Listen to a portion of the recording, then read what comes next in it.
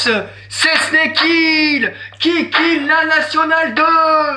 C'est la plus belle remontada de l'histoire du football. C'est peut-être pas la plus grande, c'est peut-être pas la plus incroyable, mais c'est sûrement la plus belle. C'est la plus poétique, rendez-vous compte. Il y a moins de 2 mois, on avait 13 points de retard sur le leader du groupe de N2. Aujourd'hui, on a un point, bordel, un point de la montée en nationale. Est-ce que vous vous rendez compte de ce qui est en train de se passer sous nos yeux ébahis ? C'est fantastique! Sans préparation, malgré un arbitrage toujours défavorable, malgré les blessures de 2 titulaires, Andy Carroll et Jean Griot, on est toujours là! On est inarrêtable, on est unstoppable! You are unstoppable! It's fantasticable! Nous sommes la définition d'un club légendaire! D'un club qui continue de marquer l'histoire, même en National 2. Et vous aussi, vous êtes légendaires, les gars. 10 000 personnes au stade en plein hiver pour aller voir jouer les herbiers, pour aller voir jouer les herbivores. Est-ce qu'on vous rendez compte? Mais vous êtes légendaires. Nous sommes légendaires, ils sont légendaires. Vous êtes USR, légendaires. On est tous légendaires. Robert, il est légendaire. Tu es légendaire. Tu es légendaire. Tu es légendaire, je suis légendaire, nous sommes légendaires. Ils sont légendaires. On est tous légendaires. C'est le juste retour des choses. Quel club en National 2 mérite plus de montées que les Girondins? Personne! Après ce qu'on a vécu cet été, personne! Peut-être le Tour FC, parce que alors eux c'est encore plus drama que nous, il fallait le faire. On mérite tellement, et ce groupe de joueurs qui joue pour les Girondins, ils méritent tellement. Quel groupe extraordinaire déjà, ils ont une paire de boules grosses comme ça, je sais même pas comment ils font pour courir avec. Ils sont venus à Bordeaux, on leur a dit viens. C'était le pire club à rejoindre cet été, c'était Bordeaux compte tenu du contexte que tout le monde connaît. Et ils sont venus quand même. Ils sont venus quand même, est-ce que vous vous rendez compte de la paire de baloches qu'ils ont les types? Mais comme je dis, comment ils font pour courir? Comment ils font pour courir? Comment ils font? Ils sont incroyables. Ils sont incroyables, ils ont pris des risques inconsidérés pour venir et aujourd'hui ils sont récompensés. Aujourd'hui nous sommes tous récompensés de notre amour, de notre abnégation et de notre détermination à soutenir ce club jusqu'à la mort et on continuera de le soutenir jusqu'à la mort. Les gars, vraiment, je suis prêt à faire couler du sang pour ces joueurs, je suis prêt à aller à la guerre pour ces joueurs. Il a fallu qu'on aille en National 2, qu'on devienne un club amateur pour qu'on puisse savoir ce que c'est que de soutenir des joueurs qui pensent plus à l'équipe qu'à leur gueule. Est-ce que vous avez vu l'amour qu'ils donnent pour ce maillot? Que je parle à Saint-Mergy, à Yambéré et à Louveau, et j'en passe tous. Regardez un peu l'amour qu'ils donnent au maillot. C'est fantastique, c'est merveilleux, je suis amoureux. Les gars, je suis amoureux d'eux. L'amour qu'ils donnent pour le maillot, mais on n'oubliera jamais. Peu importe l'issue du championnat, on n'oubliera jamais. Ils rêvaient tous de nous voir échouer, mais le Bordelais est fier, le Bordelais est déterminé, et le Bordelais se relève. Il a la tête haute, et il affronte son destin. Et aujourd'hui, le destin est entre nos mains. Le destin est entre nos mains. Si on gagne tous nos matchs, on monte en national. On va recevoir Saint-Malo. Ça ne dépend plus que de nous. Ça ne dépend pas déjà, ça ne dépend que de nous.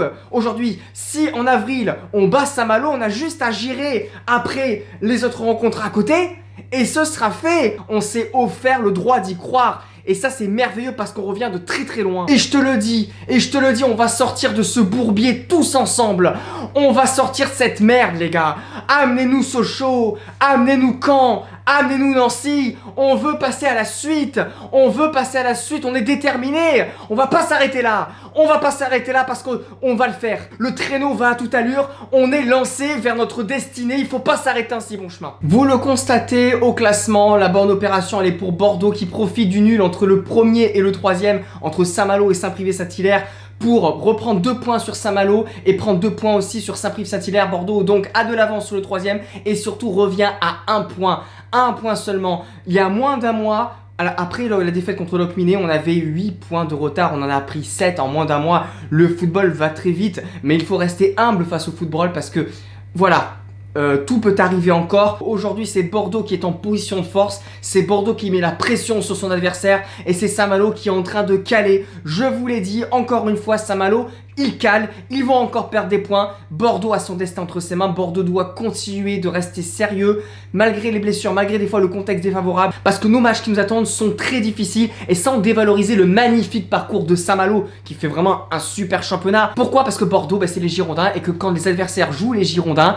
ils se donnent à 250% inconsciemment. Quand t'es à Bordeaux, quand t'as les supporters, t'as envie de te montrer face aux caméras, tu sais que tu vas être regardé, tu sais que voilà, c'est les Girondins, que tu vas peut-être jouer une fois dans ta vie contre les Girondins. Donc nos adversaires, ils se donnent à fond. Je le dis et c'est factuel. Quand Saint-Malo va affronter les Herbiers, je suis persuadé que pour Saint-Malo, c'est plus facile de jouer les Herbiers que quand t'es les Girondins. C'est pour ça que je dis qu'il faut rester très concentré parce que ça va être très difficile. Il doit rester quoi, une dizaine de matchs? Ça va être 10 matchs de Coupe de France. 10 matchs de Coupe de France avec des matchs pièges à chaque fois. Peu importe qu'on joue le Poiré qui est dernier ou Avranches qui est 8ème, ça change rien.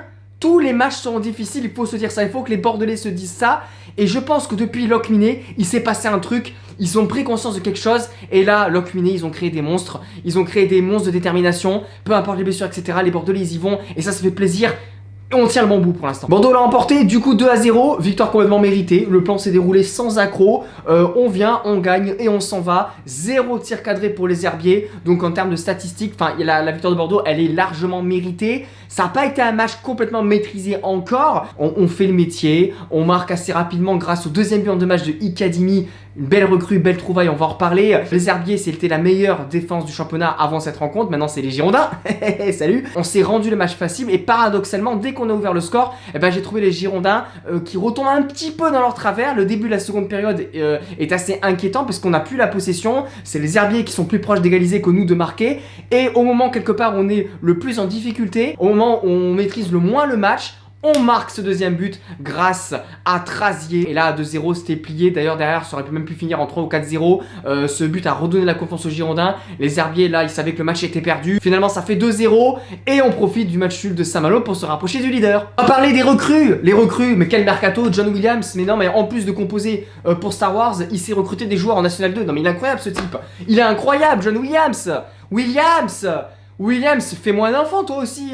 Qu'est-ce que c'est que c'est? Qu'est-ce que tu nous as trouvé? Que 2 petites merveilles là. On va commencer par Ikadimi, il avait marqué à Poitiers. Et là qu'est-ce qu'il fait Ikadimi? Il marque passe décisive d'Etienne Beugre pour sa première avec les Girondins. Ikadimi, plein de sang-froid face au but, qui ajuste le gardien.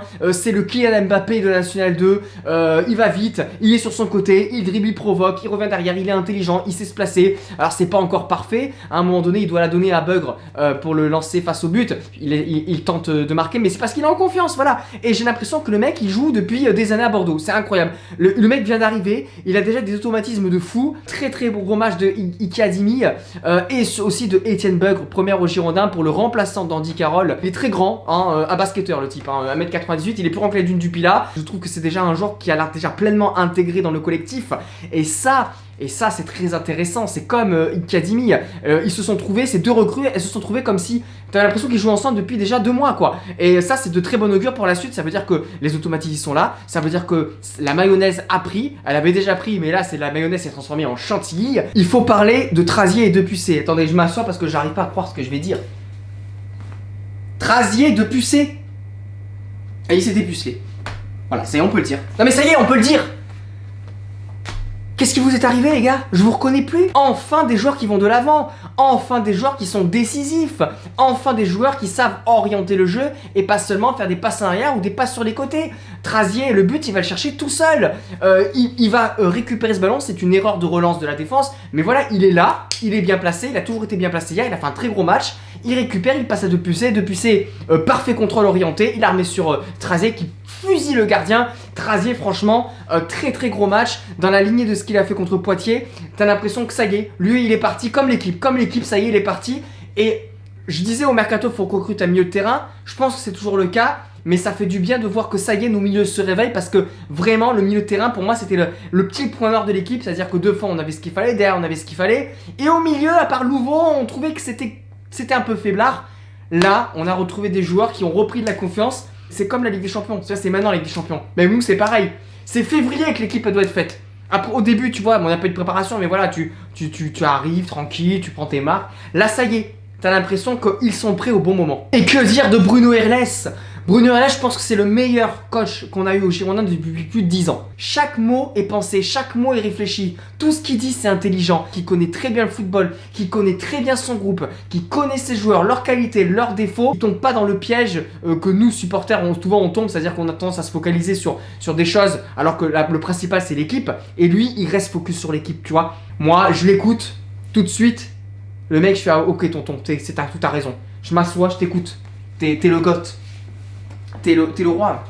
Bruno, t'es le roi. Moi, je m'assois, je t'écoute. J'ai une confiance aveugle. Franchement, tu peux piloter un Rafale, je me mets derrière toi. Vraiment. J'ai confiance de fou en Bruno Irles. Il va nous amener au paradis, vous allez voir. Et la suite, eh bien écoutez, la suite, c'est déjà samedi prochain, 18h. On rejoue à domicile contre Dinan-Léon. On a une revanche à prendre parce que ça fait partie des deux équipes qui nous ont battus cette saison. Que des Bretons, hein, Locminé et Dinan-Léon. Donc la revanche, c'est la semaine prochaine. Je commenterai normalement ce match, je l'espère, au stade. Donc active déjà les notifications. Il va se passer pas mal de choses. Hein. Abonne-toi aussi sur TikTok parce que je fais pas mal de contenu en ce moment sur TikTok et on est presque 10 000 sur TikTok. Donc vraiment les gars, le lien dans la description, allez-y. Et je remercie tous ceux qui mettront un pouce bleu à cette vidéo, qui vont s'abonner à la chaîne et qui vont continuer de suivre les aventures de Bordeaux en Ligue 2 parce que en Ligue 2, hop, c'est un lapsus révélateur. Non, en National 2, la Ligue 2 ce sera dans 2 ans.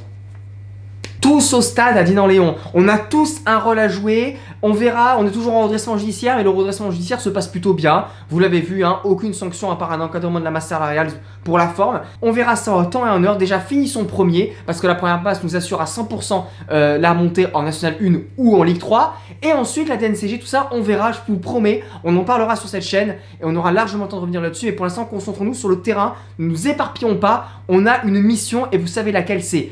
On est où? On est là, mange des chocolatines et allez Bordeaux!